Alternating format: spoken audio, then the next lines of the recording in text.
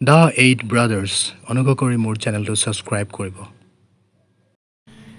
মোৰ non fruit vinegar আজি দেখুৱাম নেপালৰ ষ্টাইলৰ ম'মৰ চুপ কি ধৰণেৰে বনায়। এয়া ছাগলী ঠেং কিছু অংশ সৰু সৰুকৈ কাটি লগতে তেল অকণমানো দিছে আজি, আৰু ইয়াতে নোম লাগি আছে, গতিকে নোমবোৰ যোৱাবৰ কাৰণে কি কৰিব লাগে, পানীত অকণমান সময় ধৰণে থৈ তাতে ভিনেগাৰ দি কিছু সময় থোৱাৰ পিছত তাক খচি খচি ধুব লাগিব। নহ'লে নোমবোৰ থাকিলে বেয়া লাগে একচুৱেলি চুপ বনাবৰ কাৰণে, বা খাবলৈও বেয়া লাগিব। আৰু আজি বিনছ দিছোঁ আৰু পিঁয়াজ আৰু কবি অলপ আছে।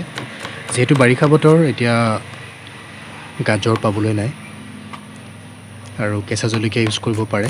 যদি কণ জলকীয়া পায় তেতিয়া বেছি ভাল হয়, কণ জলকীয়া। আৰু জালুকৰ গুড়াটো হৈছে মেইন মছলা ম'ম' চুপৰ, গতিকে সেইটো মনত ৰাখিব সদায়। পিঁয়াজবোৰ কি ধৰণে কাটিছিলোঁ মই দেখাই দিছোঁ আগতে, ষ্টেপ বাই ষ্টেপ চাই যাব ভিডিঅ'টো শেষলৈকে। নেপালৰ ষ্টাইলৰ ম'ম' চুপ কি ধৰণে ঘৰতে বনাই নিজেও খাব পাৰিব, বেলেগকো খুৱাব পাৰিব। গতিকে এইবাৰ দেখাইছোঁ কি ধৰণে বিনছবোৰ কাটে। এইধৰণে বিনছবোৰ কাটিব লাগে। গেছটো জ্বলালোঁ, অকণমান গৰম হোৱাৰ পিছত তেল দিলোঁ, আৰু তেলখিনি গৰম হোৱাৰ পিছত পাঁচফোৰণ দিলোঁ। এয়া ডালচেনি, লংগুটি, আৰু মোৰ ওচৰত এটা মেডিচিন আছে, ওপৰৰ পৰা এবাৰ দেখাই দিছোঁ, জাব্ৰাং বুলি কয়, যিটো আমাৰ বজাৰবিলাকত বড়ো আবৈসকলে বিক্ৰী কৰে। এইটো ম্যানমাৰৰ এটা মেডিচিন বুলি কৈছে।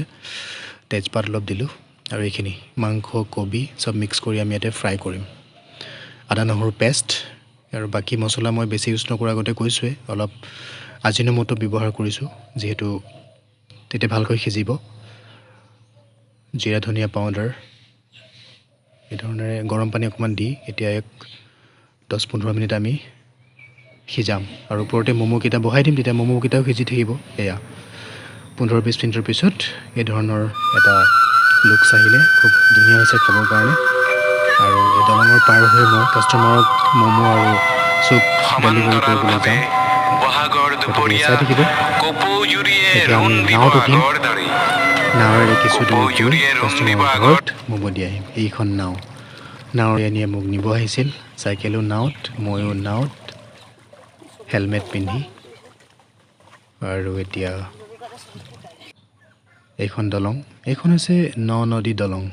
নদী মানে 9খন নদী লগ হৈ এডোখৰত লগ হৈছে, গতিকে এইখন নদী বুলি কয়। যদি ভিডিঅ'টো ভাল পালে নিশ্চয় মোৰ চেনেলটো ছাবস্ক্ৰাইব কৰিব, লাইক কৰিব, কমেণ্টছ কৰিব। যদি কিবা খাদ্য কি ধৰণে ৰান্ধে জানিব বিচাৰে, থেংকছ ফৰ ৱাচিং, থেংক ইউ।